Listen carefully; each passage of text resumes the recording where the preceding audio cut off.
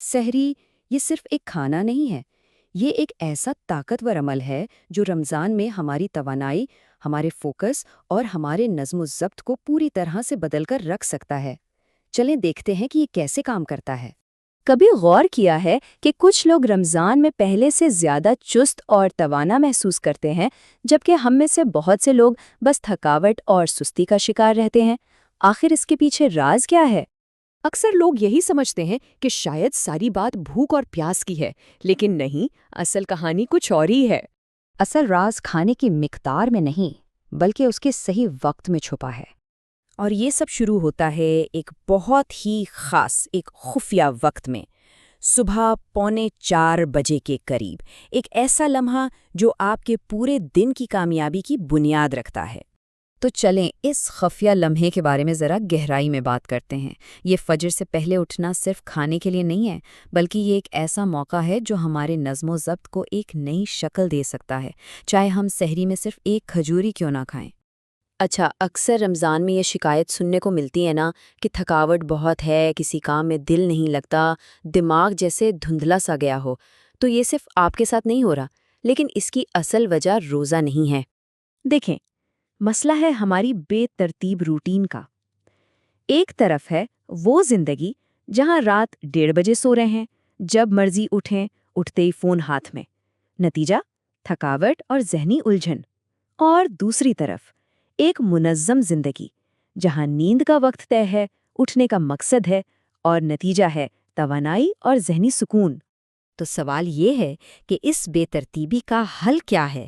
جواب سائنس میں چھپا ہے، اور اس کی شروعات ہوتی ہے ہماری جسم کی اپنی اندرونی گھڑی، یعنی بائیولوجیکل کلاک کو سمجھنے سے۔ ہمارے جسم کے اندر ایک قدرتی گھڑی 24 گھنٹے چل رہی ہوتی ہے، اور فجر سے تھوڑا پہلے ہمارا جسم کورٹیسول نامی ایک ہارمون خارج کرنا شروع کر دیتا ہے۔ یہ ہمیں جگانے کا قدرتی الارم ہے۔ سائنسدان اسے کہتے ہیں پری فرنٹل پاور ونڈو۔ آسان لفظوں میں یہ وہ وقت ہے جب باہر کا شور کم ہوتا ہے اور ہمارا دماغ اپنی بہترین، سب سے تیز حالت میں ہوتا ہے۔ اور رمضان تو جیسے ہمیں زبردستی اس سنہری موقع سے فائدہ اٹھانے کا موقع فراہم کرتا ہے۔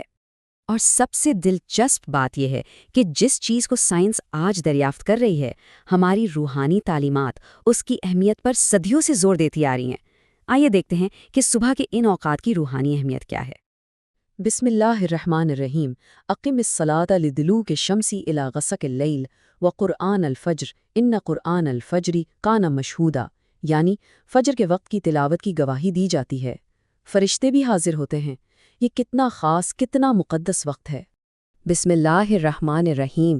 کانوا قلیلا من اللیل ما یہجعون وبالاسحار ہم یستغفرون۔ اس سے پتہ چلتا ہے کہ اللہ کے نیک بندے اس وقت کی قدر اس کی سہولت کی وجہ سے نہیں، بلکہ اس میں چھپی ہوئی طاقت اور سکون کی وجہ سے کرتے تھے۔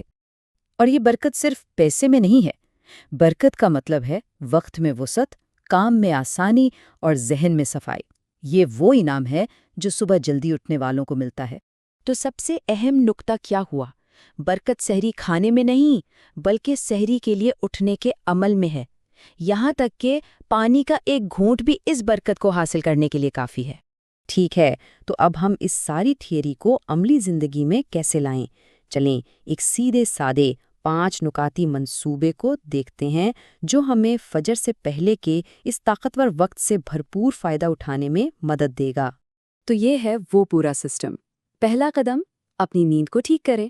دوسرا، سحری کو بالکل سادہ رکھیں۔ تیسرا، اور یہ بہت اہم ہے، سحری کے بعد فون کو سائڈ پہ رکھ دیں۔ چوتھا، ہر روز خود سے ایک گہرا سوال پوچھیں۔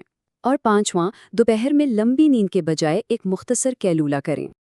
اور وہ سوال یہ ہے، وہ کون شخص ہوتا ہے جو اپنی مرضی سے، خوشی سے سورج نکلنے سے پہلے جاگتا ہے؟ اس پر ذرا سوچئے گا، کیونکہ یہ سوال آپ کی شناخت کو بدل سکتا ہے۔ اب ہم اس ساری گفتگو کے نچوڑ پر آتے ہیں، اس کی حتمی سب سے گہری بات پر کہ آخر یہ سب کچھ ہے کیا؟ جو اپنی صبح کو قابو کرے کا ہے، وہ اپنے مہینے کو قابو کر لیتا ہے، اور جو اپنے مہینے کو قابو کر لیتا ہے وہ اپنی پوری زندگی کو قابو کر لیتا ہے۔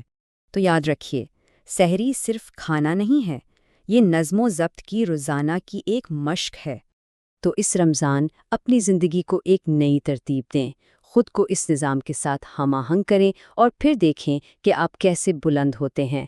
اس سفر کو جاری رکھنے کے لیے اور اس پیغام کو دوسروں تک پہنچانے کے لیے لائک، شیئر اور سبسکرائب کریں۔